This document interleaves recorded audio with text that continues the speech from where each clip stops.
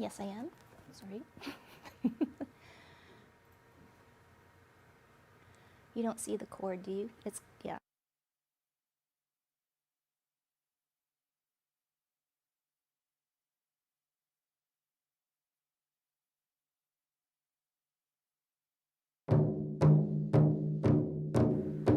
For thousands of years, elders and knowledge keepers have used stories to educate future generations.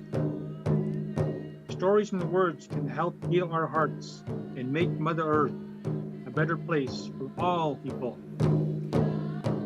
This is Healing Hearts. Hello, everyone. Welcome to Healing Hearts. I'm Tracy Koga. 215 little bodies are buried beneath the grounds of a former Kamloops residential school. This sent shockwaves across the country and around the world. So where do we go? Where do we start to begin the healing? Let's begin this conversation tonight on Healing Hearts.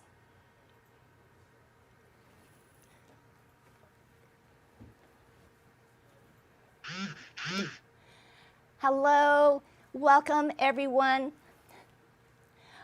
Welcome Clayton, our knowledge keeper. Hello, hello. Welcome Hani. You know what, director of the Immigration Partnership Winnipeg organization, and our very special guest, Abdikar Ahmed. So nice to meet you. Executive Director of the Aurora Family Center. Now we are still awaiting Belinda Vandenbroeck to arrive, but gentlemen, right now, I just want to say maybe things are really, can I say messed up? Can I say disturbing, tragic? So many words come to mind. And I'm hoping tonight that we can have an open conversation to begin, like I said in the beginning, healing, but also to educate, which I think is really important. And to educate, you have to tell the truth. You have to tell your lived experiences, good or bad, and let everyone else know. So I know this is a big proponent of this show, and with Clayton and Hani, they've worked so hard to every Wednesday or every second Wednesday bring to light more information and, you know, I think taking a compassionate view to our Indigenous and newcomer communities. But I would like to start with our very special guest here. Can I call you Acted? as I guess Hani and Clayton call you. But Acted, I guess, first of all, tell us a little bit more about your position now with the Aurora Family Center, and then maybe we can go into a little bit of your past history too. Sure. Thank you, Tracy. I work at Aurora Family Therapy Center as the executive director. Aurora Family Therapy Center is an organization that provides frontline mental health supports to our community across all kinds of ages, income levels, as well as color, creed. We provide support through therapy, as well as indirect mental health supports through community development.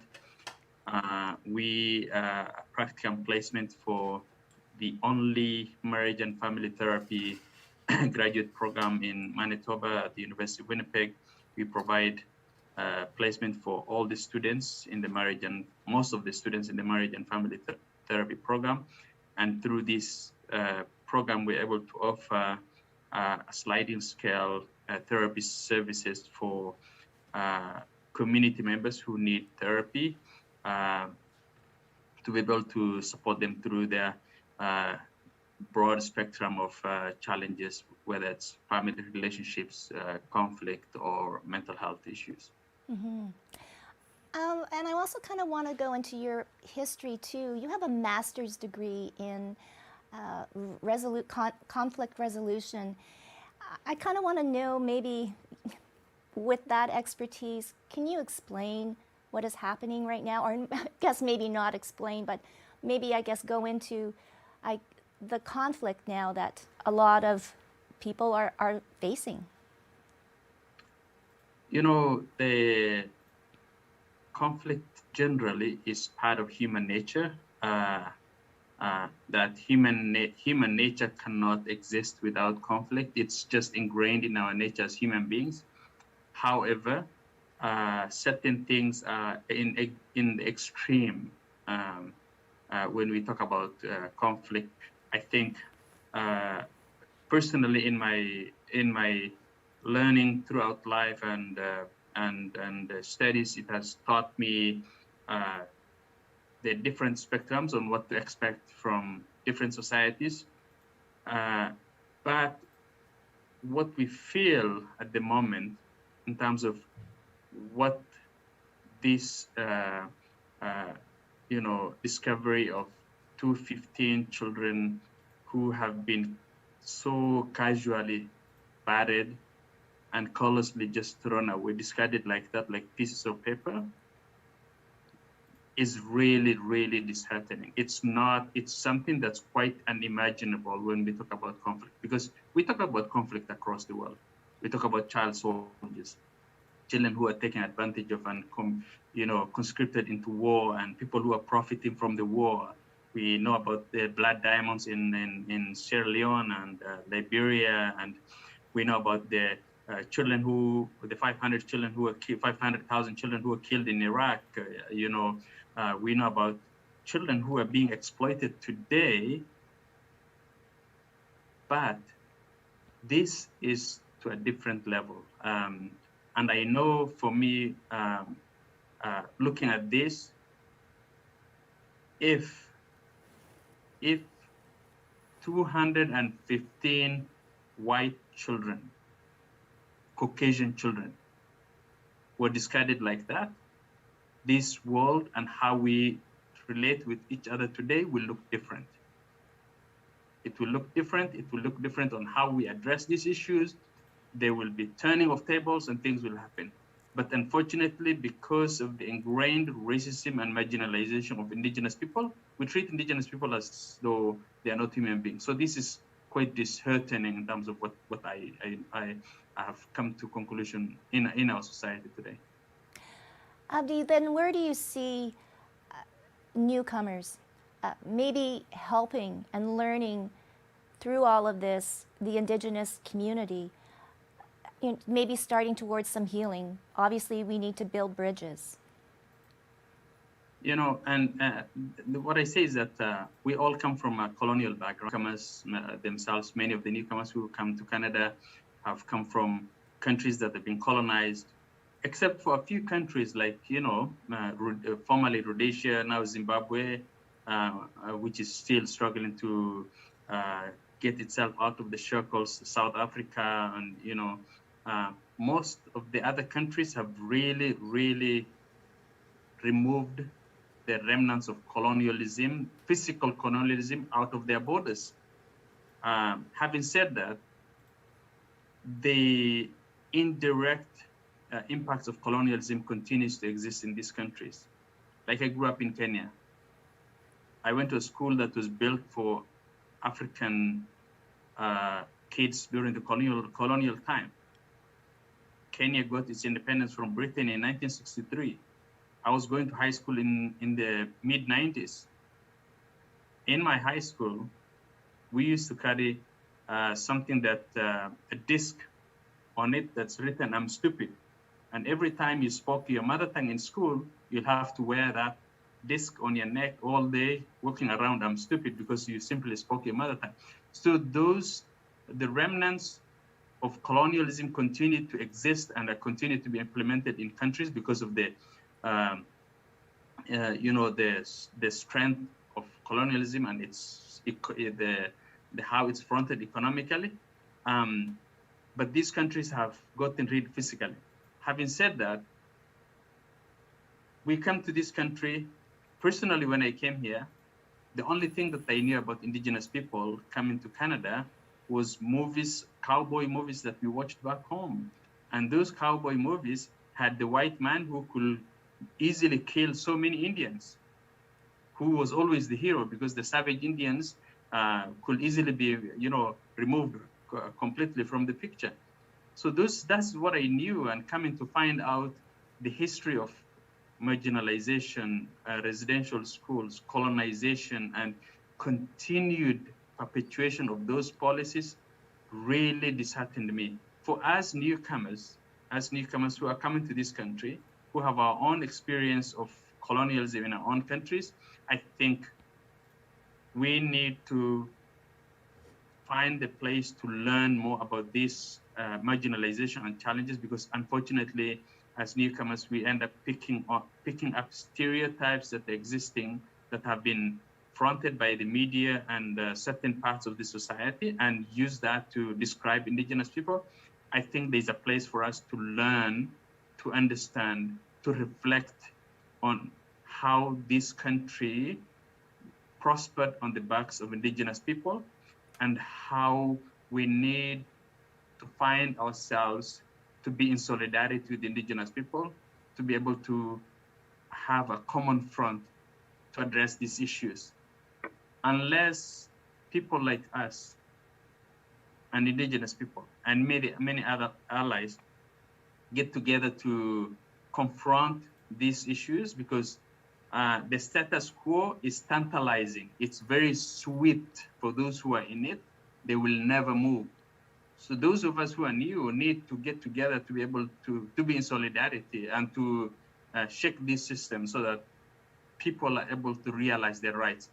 Having said that, like, I will never be in a place where I think I'll be able to bring back the feeling of those parents, of those children, and many others who are continuing to be missing, and we don't know where they are.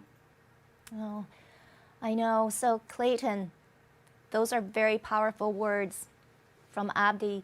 And the reason why you and Hani too, we've started this program because we knew that there were stories to tell.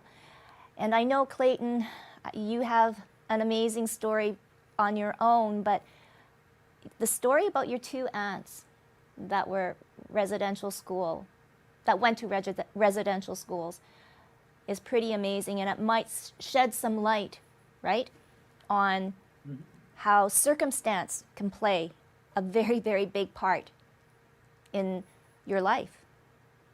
Yeah. Thank you, Hani. Thank you, Abdi. Nice to see you again, and nice to hear your voice. Thank you for your contribution and coming on the show. Nice to see you again. Yeah, it's really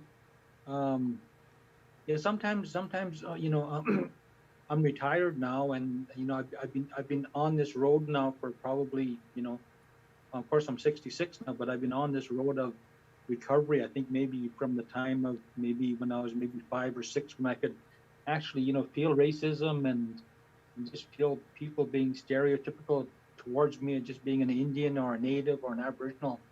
And I think it gets to a point where you become just numb, and when you hear findings of 215 unmarked babes is sort of something that we already knew already, but of course it wasn't in the public's right out in public.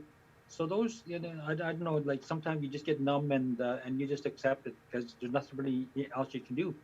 And so sometimes, and I think though I've seen change, and just in small increments over my years, just basically when it seems like when we get non-Indigenous people engaged and they're echoing what we're saying, usually the system kind of wakes up and takes, sort of listens a little bit harder when it's coming from the non-Indigenous voice. And because our voice sometimes has been drowned out or basically labeled, we're angry or whatever, and we're not angry. We're just tired of not being listened to.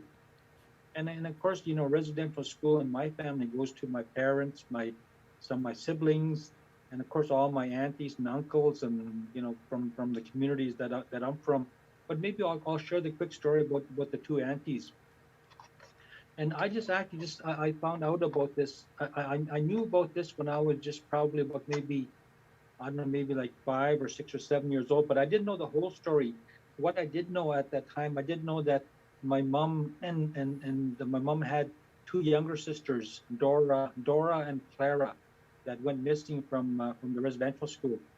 And I guess my grandmother, Elizabeth Chasky, had to send six daughters and one son to residential school, and only four daughters and one son came back, and the two youngest ones, the ones I just mentioned, disappeared, and nobody ever said nothing. Like I always, over the years when growing up and being around my aunties or my grandmother and my mother, whenever there is drinking involved, I could hear them. I always heard them crying all the time for these two either sisters or daughters that went missing, and of course I couldn't comprehend like what it was all about, but later on in life I started to understand when I started to educate myself about the impact residential schools has had on our people in Canada.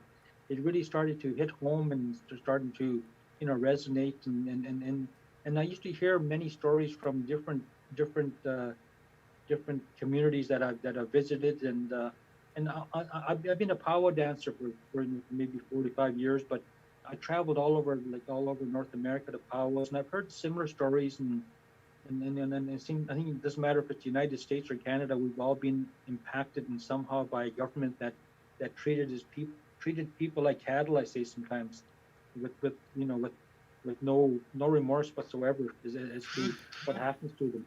So these two sisters went missing, and I had a cousin of mine who just passed away last year, actually from COVID, and him and I made a pact out of maybe 20 years that we would actually try to find them or find information on them, and Rusty finally found information, and it came from Florida, and it actually came probably about around 2017 that they found a Dora Wambadi, who was the sister that was actually in Florida, and so of course we're quite excited about that. But they had just buried her, and the story went was that the lawyer that contacted my community and through Rusty was that they had just buried a Dora Wambadi in Florida, and what the lawyer had shared was that that Dora had wound up in Michigan, and spent her life in Michigan, married a dairy farmer, and both of them didn't have any kids. They lived together and grew old together, and they both retired in Florida. And he passed away, then she passed away. But when they looked at their marriage certificate, they found her maiden name is Dora Wambadi, and they weren't really too sure where she came from. So they tracked her back to Sioux Valley, my mother's community, and that's how we finally found out whatever happened to Dora. And Clara, again, we don't know. So I actually just contacted the lawyer this afternoon. I finally got a number for the lawyer, and she actually lives in Washington D.C. now. So I left a message with her today. I'm trying to find more information about Dora, and I'm hoping that maybe someday I can actually maybe bring her back to Sioux Valley, and yeah, do the proper thing. So, but those are the kind of things that, when I hear of 215, unmarked graves, and in my community of Sioux Valley, we own the old residential school site in Brandon, and we hired somebody to go through that area, and she's already located 70 plus unmarked graves already, and now they're saying there might be 125 more. So I often wonder if that's the other auntie or not, or who they are. And I feel for the parents and the grandparents and the aunties and uncles that lost their sisters or brothers or whatever, and how do they feel? But nobody seems to care sometimes, and I'm hoping that now that this is being unveiled, that people will understand, accept the truth. And it really bothers me that we have the Catholic Church, and even up as high as the Pope, that won't even acknowledge and apologize for what's been done. So those are the kind of things that I wrestle with right now. But I just hope that people will understand this a lot more, and I'm sure that once we start bands across Canada that have residential schools, our former residential schools, are starting to locate. I'm sure that they'll locate a lot more unmarked graves. So those are the kind of things that I'm concerned about right now, and so I'm always open to discuss or share information with anybody. No, I know. I think sharing experience is what this is all about. I want to welcome Belinda Vandenbroeck again. Hello, Belinda. It's so good to see you, and thank you so much. I'm going to actually now let you share your story as a residential school survivor, and I guess, and then your comments on what has been happening. Thank you. And I'm sorry I'm late. I forgot the time, and then not only that, but I have a new phone, and I haven't got my Gmail on there yet, so I'd have been able to do it earlier. But anyway, so now thank you very much, and good to see you, Clayton, Hani, and the other one I haven't met yet. And anyway, my name is Belinda Vandenbroeck, and I'm a McGillivray from Pasquak Cree Nation in the PA. And I was 9 years old when I was taken from my home uh, with my grandparents. I grew up with my grandparents. And I have, to this day, I have no recollection of the day that I left, of the day leaving my house, going into the town of the PA, getting on that train, no recollection whatsoever. I do remember a train ride, but I can't say whether that ride is the first one I had leaving to go, or those were others when I came back and forth over the years to come home. And when I arrived in Dauphin, I remember seeing all the yellow buses, like probably, I don't know how many of them. Anyway, I don't remember getting on that bus even, or that ride to Mackay School. But when I got to the school, it was a big building, and all the staff were in the front there dressed in white. And they were the staff and maintenance people. But I thought they were doctors and nurses. And that's because I had tuberculosis when I was 5 years old. And I was in the TB sanatorium at Clearwater Lake, just out of the PA, for a year and a half. So when I saw them, I really thought I was going back to a hospital. And apparently I fought everybody and everything that tried to get me off that bus. My sister told me that, and I have no recollection of that. Neither do I have any recollection of getting off that bus and going into the school. And so maybe, I was spared the trauma of reliving that. But that's not to say that it's not in my subconscious mind. And so the next day, we were put into what we call the dormitories, junior, middle, senior. And I was in the small dorm. And then the next day we were put in the chapel, which was the church. And we went to church every day, twice on Sunday. And then, so I was supposed to be in grade 4, going into grade 4 from there, because I'd already gone to grade 3 on my reserve. I was 9 years old. But when they called for grade 4, I was too scared to stand up. And so I stayed sitting till they said grade 1. So I started grade 1 all over again. And my beginning time there is very blurred as well. I have seen pictures of us when we were young in the dormitory with Mrs. Oakey, sorry. And yeah, that's about all I remember. And I guess what was happening for all of us, not just myself, is that the mind, first of all, not knowing where you're going, it had to be traumatic. and the reason, and I'm pretty sure that every one of us thought we must be going home soon. We should be going back home soon. Why are we here? And how long are we supposed to be here? Like I can only assume that those things must have been running through all our minds. And so, you know, you have a system, a colonial system, who thought it was the right thing to do to take children out of their homes. But their reason for doing that was very, very obvious to them, not to us, because we didn't know what was going on, but to deliberately take us out. So CFS has been around for over 100 years. Don't kid yourself. So now I ask myself today, Sir John A. Macdonald, I don't even know why he got the name Sir, to tell you the truth, but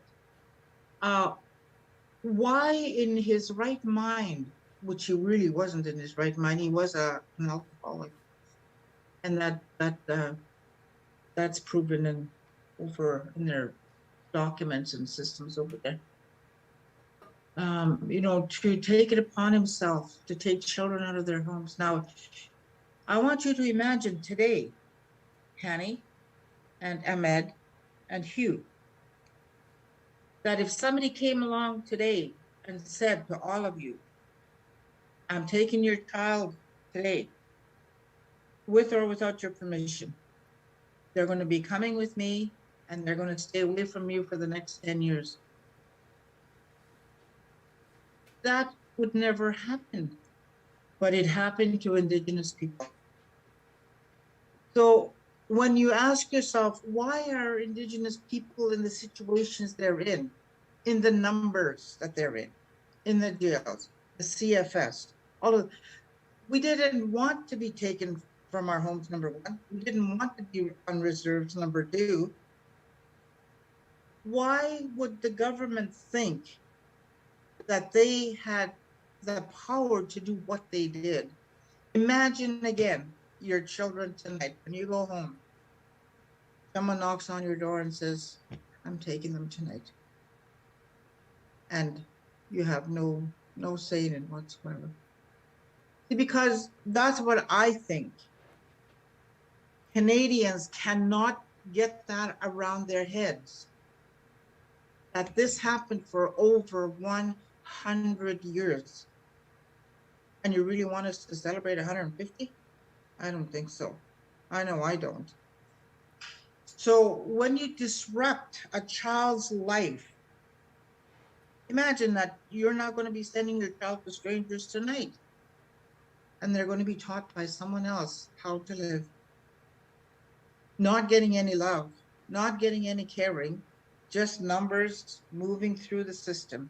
Every day, get up for breakfast, clean up your bed, make your bed, brush your teeth, wash your face, go for breakfast, go to school, come back, have lunch, go back to school, come out of school, go for supper, then you go for a study period every night, except Saturday and Sunday.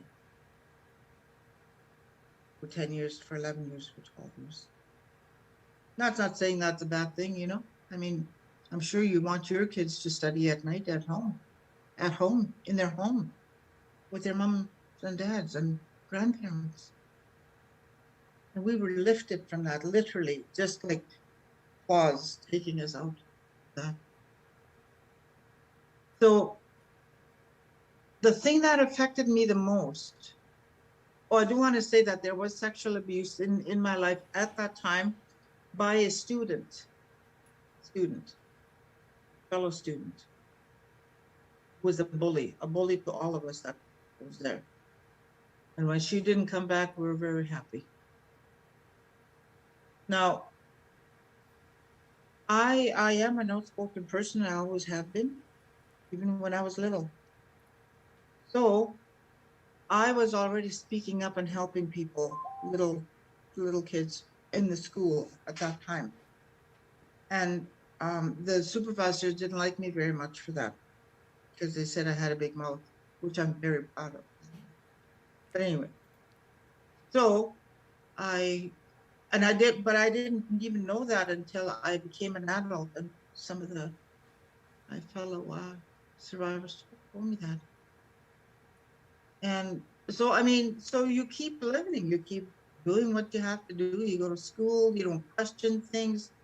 Because remember, you're in a colonial system, although you don't know that it's a colonial system. So I remember going to, we had movie night every Saturday night. And you can imagine the horrible, racist movies that would come on. And then people will ask, even today, what's colonization?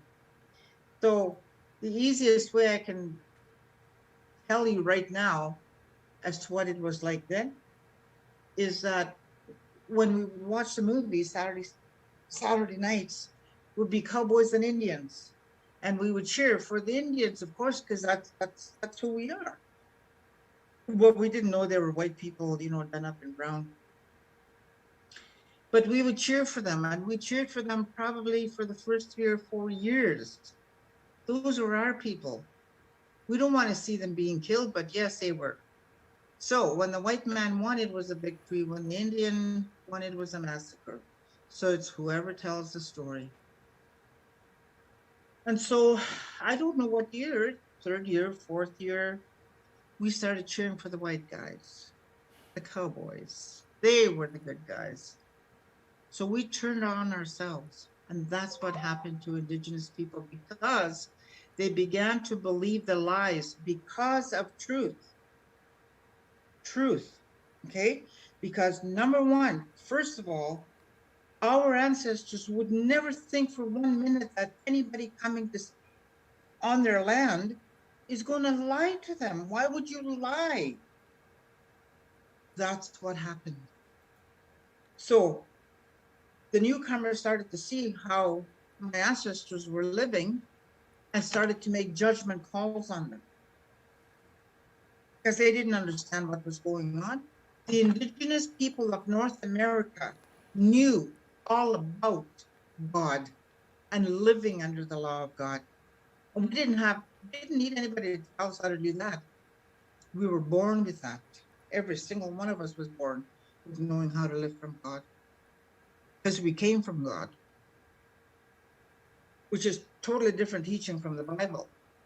And that's what happened, is that those teachings from the people that they bought, that book they bought, which is still here today, is what started to be told to my ancestors. And they began to listen to that and they went, oh, okay, maybe we were wrong.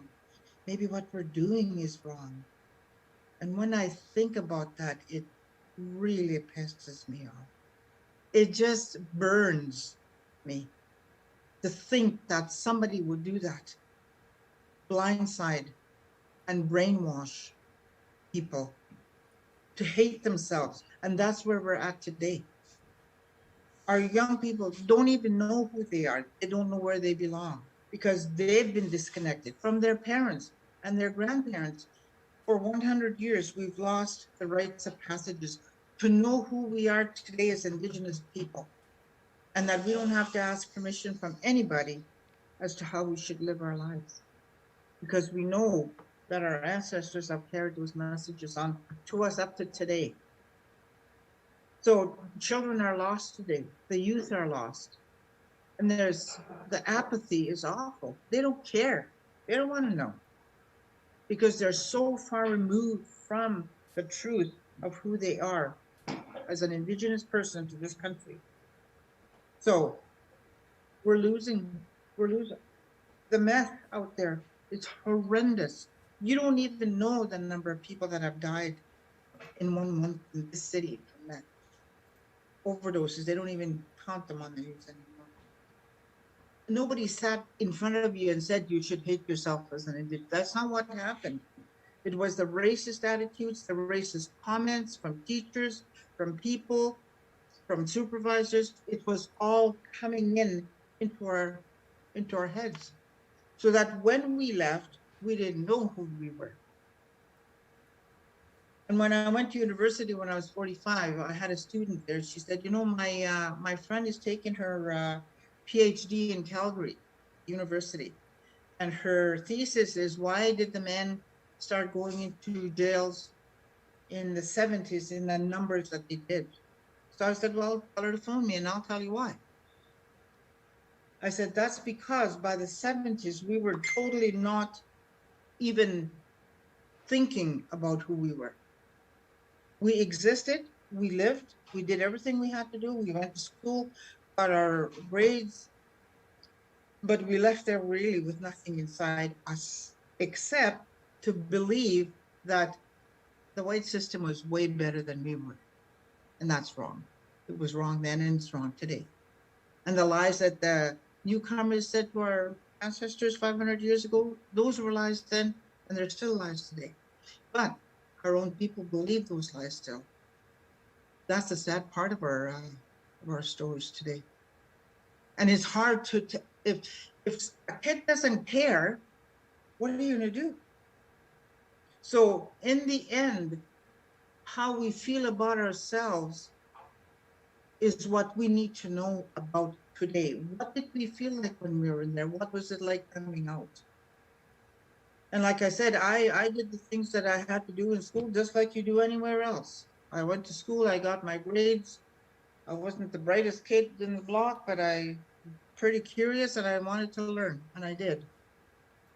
So today,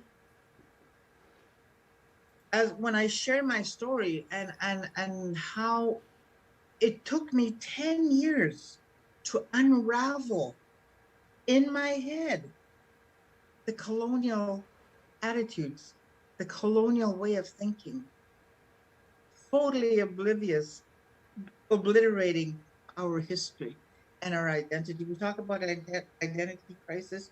Yeah, it's here, big time. Mm-hmm. So now we have organizations and schools that are doing like the little Head Start programs. You know, they're starting to teach the little ones about who they are and to love themselves for who they are. They're wonderful little human beings, you know, and they need to know that, and they need to know that their love was. That was another thing that was missing. You know, we went home in the summer times to our parents, but somehow along the way we thought we were a little bit better than them because we'd learned all these wonderful things.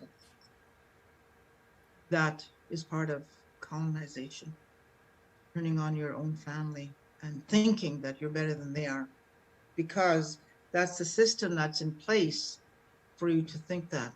So today, when you ask yourself as a human being, what is it? What is it between me and you, all of you that are on this screen here today? What's the difference between me and you? Nothing. Nothing. Only thing that we need to know is that we are born of spirit. See, and that was obliterated, like literally. It was like we had nowhere to go and nothing to believe because we've been told by the newcomers how evil and it's the work of the devil and all that. Well, I mean, that is absolutely lies. So today we have to wake up as Indigenous people to this country. I am a descendant of the original people of this country, and not many people can say that. And I say that with pride, and I honor my ancestors. It's believed that there was over 500 tribes in North America. I think we're down to about 300. So what happened? Yeah, millions of us were killed off. But we don't see that in history. So what needs to happen now is that the truth has to come out. And the little children that have been found, they are telling the truth. They are the evidence of truth and what happened to many children in residential schools. And it was all kept a secret. All kept a secret. Oh, you don't, because the Catholic Church, and it still does, have absolute power over people in this world. And that boggles my mind. How can you do that? a human being? There's no way I would follow a human being. Not ever. No, no, no, no. My belief in who I am and who I live from is creator, and that's born in me. It's born in me. I don't have to question it. Your spirit is always going to tell you the truth. It will never lie. Nobody goes to school for spirit teaching, right? Today, don't even hear that. That's because it's innate. It's in you and you and you and you and you. And Yes. that's what tells you and me what's right and wrong. When you do something that's not right, your spirit is going to go, I don't think that's a good idea. But what you do with it is up to you. Do you go against it and suffer the consequences?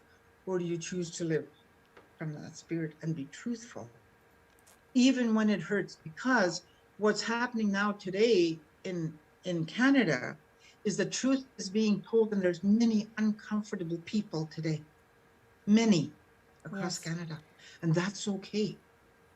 Yes. It's not going to hurt you. It might be uncomfortable just for a little while, Yes. because you have to know the truth.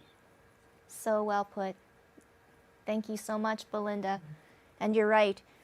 You have to be uncomfortable to be comfortable again. And so now, Hani, we're going to bring you into this. I mean, after Clayton's and Belinda's stories, and Abdi too with his wisdom, I want to talk to you now about trauma and healing. They're so opposite, but yet they're so together and maybe necessary for positive growth to come out of all of this, what we've been talking tonight, and moving forward.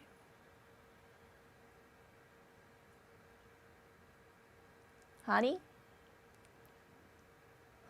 First of all, I'm glad that I'm sharing the same space and electronic or digital space with wonderful people that you host and Tracy. Good to see Belinda and listening to those powerful words. And thanks, Abdi, for reminding us of the global picture that we all share.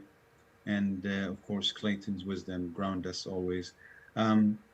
I just want to say that just to build on what I heard from Belinda, we also come from tradition or a belief system that says in our faith, in our belief system as Muslim, and we say if you kill oneself, as if you kill the whole entire humanity. And it's self. It did not say human. It didn't say animal. It say self. And self, it can be anything that is basically you call living being or whatever that emanate or life can go through. So whatever you describe of pain and hurt that was generated through the intergenerational trauma that Tracy is asking about, it also hurts us because we're all connected. It's like a web, you know. Once you cut one line, you disturb that web. It's connected with lines, very delicate lines, and any damage to that web, it disturbs the whole entire system. And that's why killing oneself is as if you're killing the whole entire humanity. And so for that reason, I want to tell you that we share the same pain, but we want to share the same, my hope is we want to share the same reaction to the facts and the truth that you shared. We want to react in with action, but also through positive approach where we empower one another to at least create space for our Indigenous people to share their stories, but also not only sharing stories, also we listen to them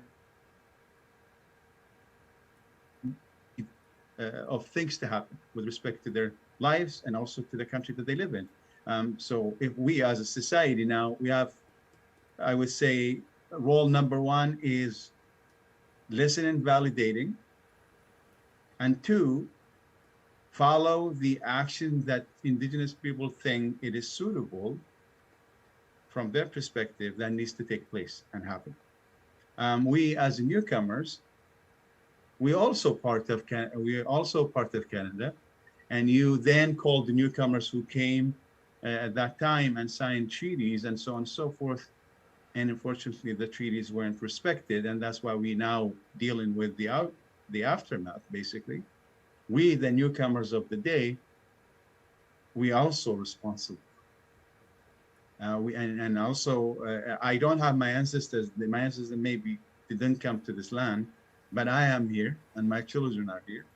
And whatever was established then, I'm harvesting the fruits of it. So if there's privileges associated with it, I'm also dipping into that basket of privileges. If there is responsibility, many people want to escape it. They don't want to hear about it. And that's why it is essential for any trauma-saturated situation is first listen, validate, create a space, and then allow healing process to take its own natural course. And I think for now, we are not even at the stage one. And stage one is listening. Like the problem is now what Belinda just has shared with me, with us, is like it is very powerful. The example that you gave is someone knocking on the door and saying, let's take your kids away. The first thing came to my mind, I'll fight to death. I'm not gonna let my kids go to anywhere. Also is in our system, in our belief system, that we defend certain things in our lives, and one of them is family. And so that value system also was shaken up and destroyed for the Indigenous people. And so now people are expecting Indigenous people to, the Canadians expecting Indigenous people just to be part of the society and act as if nothing happened. And that's it, just, first of all, unrealistic, disrespectful, and it's not helpful to the whole entire country. I think there is no such a thing that one group is suffering and the others are all celebrating their privileges. It just doesn't work. Also, part of our culture and the tradition that I at least came from, if a body hurt, the whole entire body echo that pain. There's no such a thing. If my foot hurt, my whole entire body is just resting and they don't feel that. No, I will be feverish all night and I cannot sleep. Same thing. If there's one group, in this case, Indigenous people, is hurting, I cannot possibly enjoy life, form a family, raise children, and call this country a home. We have to get together and we have to collectively do something about it. So at least for now, the whole society needs to create a space for listening, validating, and leave Indigenous people to lead the process of healing with our support. Because the only thing is we support. And even the support, it needs to be, we cannot impose, we cannot design that support. Yeah. Because also we're going to repeat the same vicious cycle by saying we know better and we know what it fits.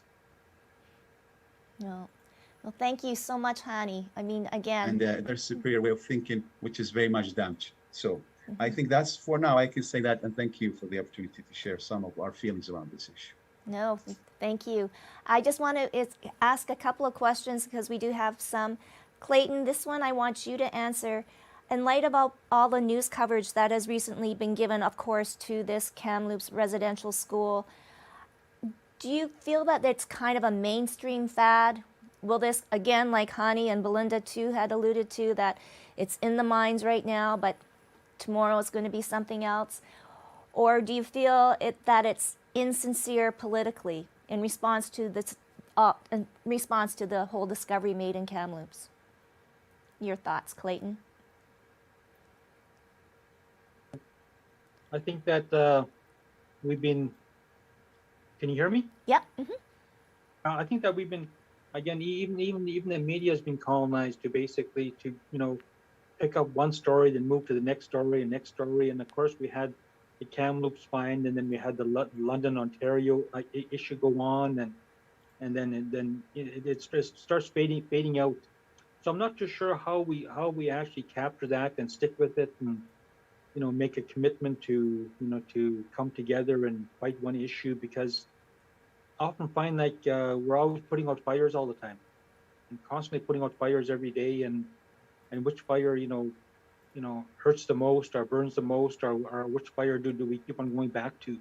So it's hard to say, but I'm hoping that I'm not hoping, but I'm in a way I'm kind of glad that this came out, because it's around the world now. So the world is looking at Canada, and 215 unmarked graves, and so what happens next, and then yeah, but I don't really depend on the government to get us out of this, and I think we need to be doing it ourselves, like Hani says, and being respected. So that's sort of my feeling, is that I'm hoping stays in the mind, and I hope people that'll jump on the same wagon that we're on and help us fight through and just keep it in the minds. Because if it's not kept in the minds, it moves on to something else all the time. And that's the way we've been treated all of our lives. Yeah. Wow. Thank you. Thanks, Clayton. Abdi, this one is, I think, for you. As a newcomer, how do I learn more about Indigenous people? And how do I know that what I'm getting, the information, is truthful? Abdi? Yeah, I was trying to unmute myself. It's okay. Yeah, it's this new experience of having to mute and unmute yourself. It's just interesting. Belinda and Clayton, thank you for those journey that you took us through a residential school. Belinda, some of the experiences that you shared reminded me of my own experiences back home. Right now, listening to you, some of those things, now I'm trying to think like, what the heck was that? Where was that coming from? Because, what we did was what was left.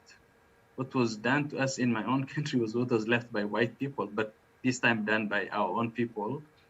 Because my family is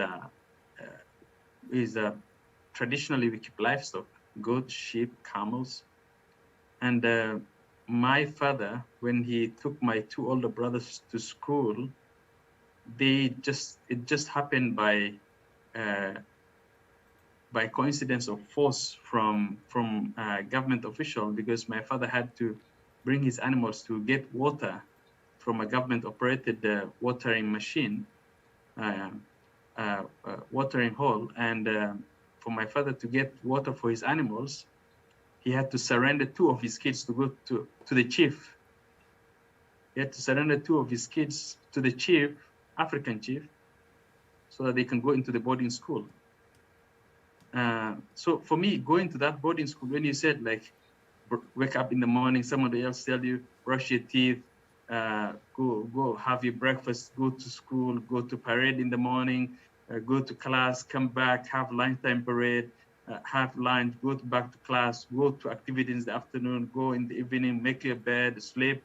Those are just like you're just going through the schedule that I went through myself. Mind you, 60 years, 50 years after independence from white people. So even when the white people go away, the system continues to exist, and many of us, we continue to experience those experiences. And like we couldn't speak our own languages. You can't speak your language in school completely. You leave your language outside the school. But our principal used to say, if you say okay, you'll be punished, because you can't say okay. Even my grandmother knows how to say okay. You speak the Queen's English. You say all right. These are things that to uproot you from your own things, things that I think we continue to, but we don't realize how much impact this has. But still, the shock of, like, the experience that we went through was difficult. I remember my brother telling me he was 7 years when he was taken to boarding school. On Saturday morning, he was told to go wash his clothes. So he told me he took his shirt, placed it in soap and water, placed it inside, and took it out and hang it. And according to me, he had washed. He was just 7 years old. But the shock of callously killing kids and burying them in unmarked graves is not something that I was prepared for, to even fathom. So for us as newcomers, I think we need to listen more. We need to think about when we see Indigenous people who are struggling, folks who have suffered from intergenerational marginalization and trauma and struggling with addiction, or if we find the kids who are apprehended and who are in the foster system, or like I went to Headingley Corrections Center. I was working on a project to help get folks IDs so that they can be able to open a bank account and to be able to find a place to live and all this, and to find a job. And the first time, I swear, it was a shock to me, because I stayed in a room where I was going to talk to the prisoners, because I was visiting to talk to folks who are going to be released in the next 6 months, to tell them about this opportunity for them to get their IDs, to get their birth certificates, and to get a driver's license, or to get something that where they can rent an apartment, and to get a job, and to open a bank account. This is something that I was explaining to. And the first time, they were 50 young men who were led from a room into the room like cattle. Like, they were all Indigenous young men. Like, what? Like, there's no one else who lives in this country? Like, this was quite a surprise for me. So for us new Canadians, I think we need to experience this more. We need to find out what Indigenous people are living through. None of us who are newcomers who come to this country know what many of our Indigenous brothers are living, the living conditions that they are living in the reserve system, which is under-resourced, under-housed, in all aspects, through education, through housing, through childcare, and all these things where nobody pays attention to them. I think as new Canadians, I think we need to reflect, to learn, to get to understand what people are put through today, to think about where they have come from and where they are today. Because it's very easy for us to say, healing, Indigenous people should move on to heal and this kind of things. How can you heal? How can you heal when your relatives are missing and you don't know where they are, just like Clayton described? Like, how can you have closure? How, for heaven's sake, like, how can you, when your own land is dotted with unmarked graves only of your relatives that you don't know where they were buried, like, So I think we need to put ourselves in the experience of Indigenous people, to understand what they are going through today, what brought them to where they are, and what they have gone through, and what they continue to go through. Because, and even today, like, I have 3 boys. I have 3 young boys. There are a few things that I will never stand up to. I can never, think about experiencing. One is my kids being taken away from me. I can't imagine. Many of the Indigenous families are being followed every day, like cattle. Like, they're being followed, so that just to look for the smallest fault to make sure that their kids are apprehended. I'm not a perfect parent. I make my own flaws. There there's no one day that I make a mistake in my parenting. And every parent gets to learn. I listened to Judge Murray Sinclair a couple of years ago, and he said, even if you follow the most perfect family for 12 hours a day, you'll be able to apprehend their kids. But our Indigenous families are continuing to suffer the onslaught of being followed every day to look for fault so that the kids are apprehended. That's why we have over 11,000, Indigenous kids in care. And most of these kids, they get out of care and they have no home. The only home they have is prison, and back and forth and back and forth and back and forth. And we have a lost generation of continuing families. Like, I think we as newcomers, I think we just need to reflect on this and open our eyes more, because the superficial things that we see in the media and we hear from other people is not a description of the situation. I think we just need to reflect more. Yeah. Well, thank you so much, Abdi. And I guess too, it's lived experience. I'm going to do like a little round table because we're getting over the hour. There's so many questions that I want to ask too, but I was learning something today, and it's called post-traumatic growth.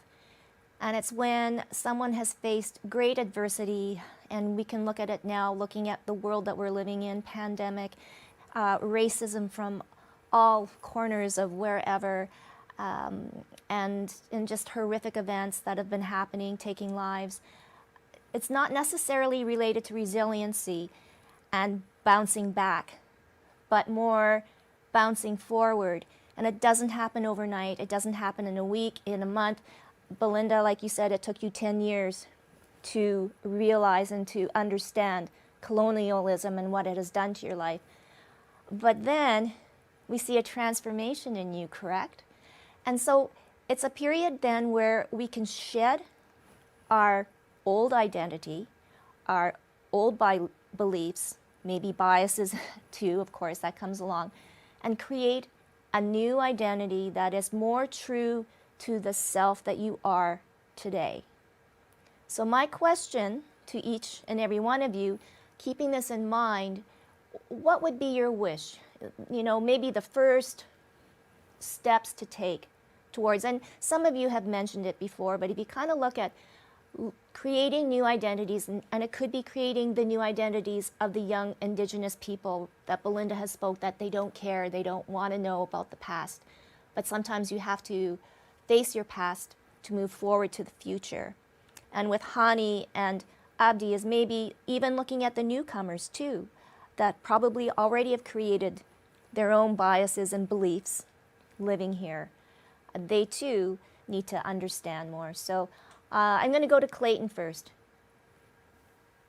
What would you, if you had a wish list or whatever, a wish for first steps, what would they be after hearing everything tonight?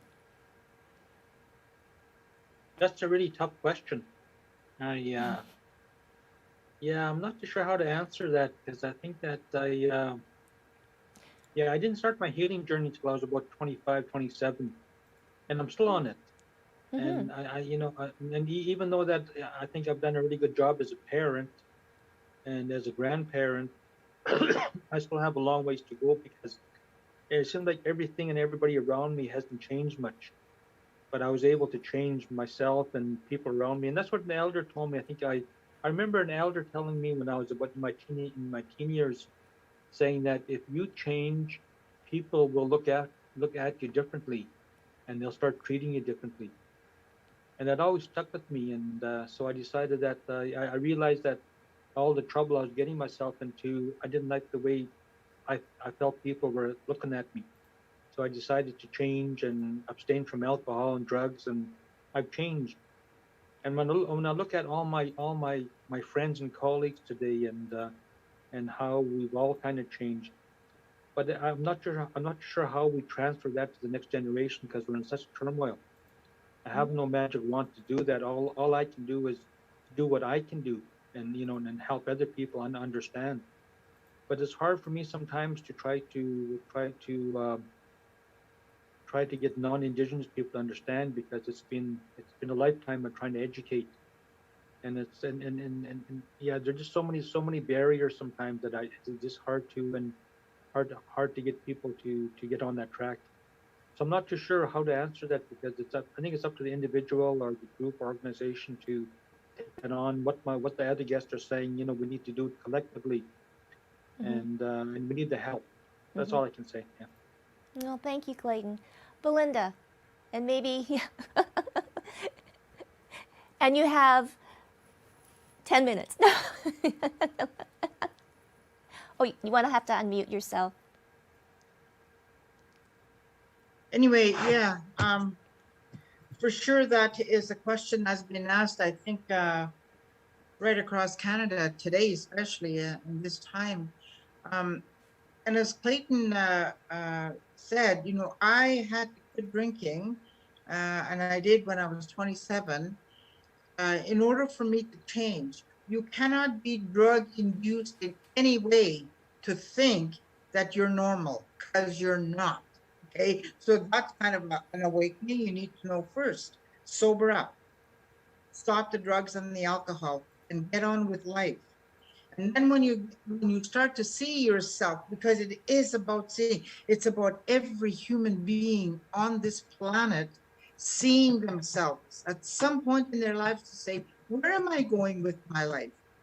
You see, when you think about racist people, they don't give a damn about anybody else. They don't. It's strictly their opinion, and that's it. Okay, so there's no open-mindedness there. And who knows who is racist? Because I could think that somebody is okay and then realize that they are. And I still believe in my life that when I was able to get through all the crusts of colonialism, the trauma, the fears, all those things, I had to do that work. Nobody else. I had to do that work. I had to clear that. I had to heal that. I had to let it go. I had to cry it out. I had to get mad over it. Blah, blah, blah. All those things are my responsibility today. But we do need to start talking. If we don't begin to converse, we're never going to change the situation in this whole world.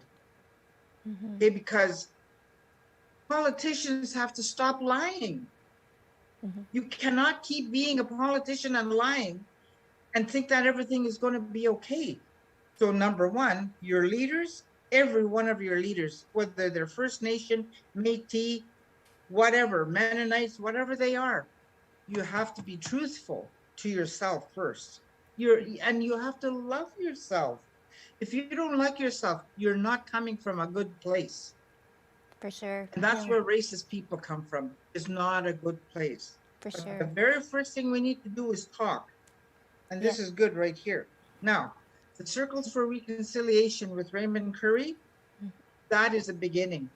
And those are right across Canada now. Thank God for that. And I facilitated one group, 5 Indigenous, 5 non-Indigenous, and we met 1 hour a week for 10 weeks. And we are very, very close friends today. We didn't realize all those things that had happened to each other, to the 10 of us that were sitting there, until we started to talk. Well, that's a perfect, yeah. Yeah, and then things changed. So I'm ready to talk with anybody, including the Pope and the Queen. Okay, you've heard it here. Hopefully they're watching, but also too, the circles of reconciliation are so powerful. I know that Clayton was part of that too as well. Hani, I guess now looking at even your organization, Immigration Partnership Winnipeg, like I said, post-traumatic growth. Okay, so it's almost like, okay, let's grow through all of this into something better, perhaps. Hani. Yeah, I think I'm going to put it in simple terms. I think, as Abdi said earlier, I think there are essential basic needs need to be met first. You cannot expect someone to laugh at any joke, the most laughable joke, when someone is just this morning that then you stop them, say, have a joke to tell. Like, it just doesn't make sense. What we need to do is, if we think of our country as a home for everyone, So it is not really cool and nice to keep some in the backyard or some on the driveway and some enjoying really comfortable bedrooms and living room and that cozy kind of cushiony type of couch in the living room where for specific people. And this is for my favorite one. No, we need to be all enjoying the same home. And so my wish, to answer your question, my wish is to see, I think our society, there is potential to build on positive experiences that is already there. There are pockets of positive experiences in this society. And I think there are lots of good people. There are lots of good people in this society. And to listen if there's a space for a conversation like this to take place. The thing is now it is left for people, individuals, to initiate these conversations. My hope, and that's another layer to your question in terms of wish, there are two layers to this wish. One is we need leadership that encourage such conversations to take place on a national level for all our society members, not just one, not just the newcomers, not old comers, everyone to be engaged in this conversation. And our job is to listen, to learn, respect, validate the Indigenous experience and whatever that took to build that experience. And the other layer of the experience, the wish, is to go back to my analogy of the home and open the door for everyone, so everyone can feel actually part of this home, and they have that sense of belonging. And so we all can enjoy, all be proud of this country, and we build it together instead of some, as I said, sitting on the margin and some enjoying a comfortable spot. But believe me, there are some people who are even within the comfortable space. Some may not want to lose their privileges, but there are lots of people. When we have conversation with them, they may change their heart and mind, and they join this conversation on a larger scale. So I'm hopeful. I think despite the trauma and intergenerational trauma and the difficulties that are associated with it, and I'm still hopeful. We will keep doing what we think is right for the sake of ourselves first. Like also we need to live. How can you live with the conscience is loaded with narratives that are so difficult to digest? So we need to do our part. And I think my wish is just this: we all be in the same home, but equally treated. Wow. All right. Abdi, you get the closing remarks. What would be your wish?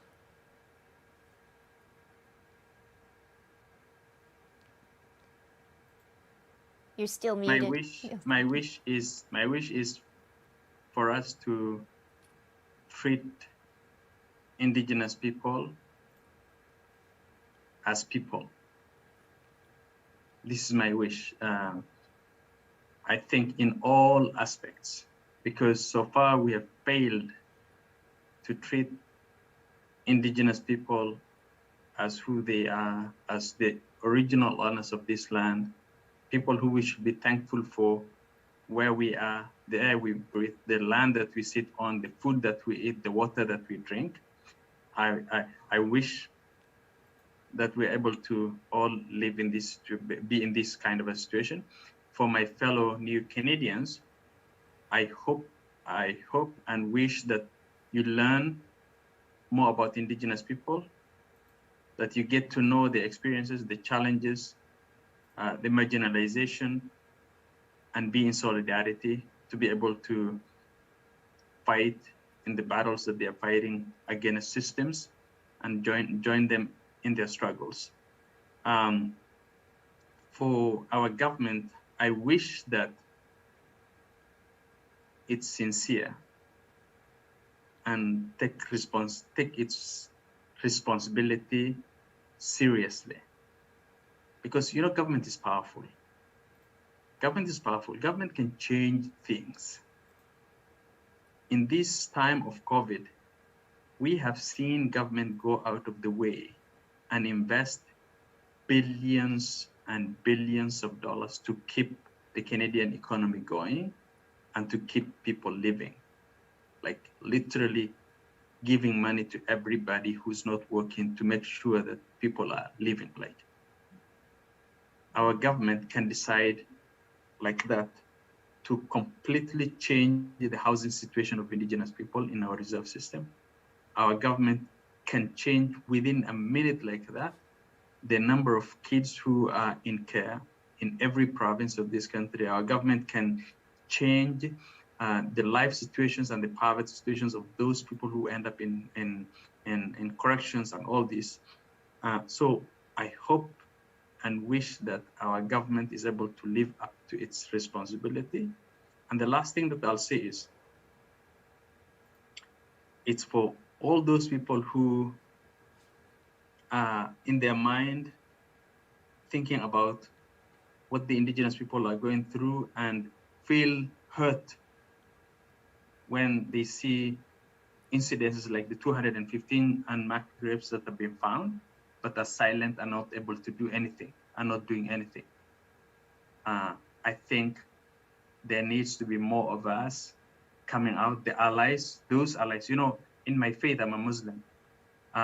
We have a very important principle that we live in, where we say, if you don't like something, fight it with your hands. And if it's oppressing people, fight it with your hands. If you cannot fight with your hands, fight with your words. If you cannot at least fight with your words, hate it with your heart and your mind. So for those of us, until we reach a point where we cannot do anything other than just to hate it, I think we have words, we can dismantle the system, we can stand up for Indigenous people to be able to bring change to what's happening right now and address the past.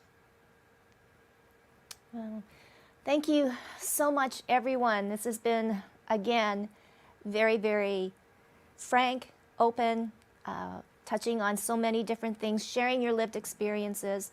Thank you, Clayton, Hani, Abdi, and Belinda.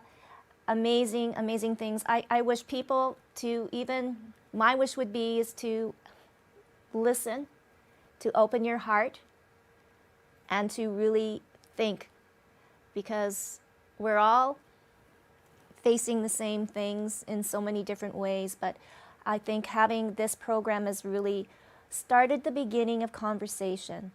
So I would advise all of you to share this and to tell people about this program, because we're going to continue on, because there's too many stories left untold, and this will be the platform for them to tell their stories. So thank you all. Have a wonderful, safe, and healthy rest of the week, and we'll see you in 2 weeks' time right here on Healing Hearts. Thank you. Thank you.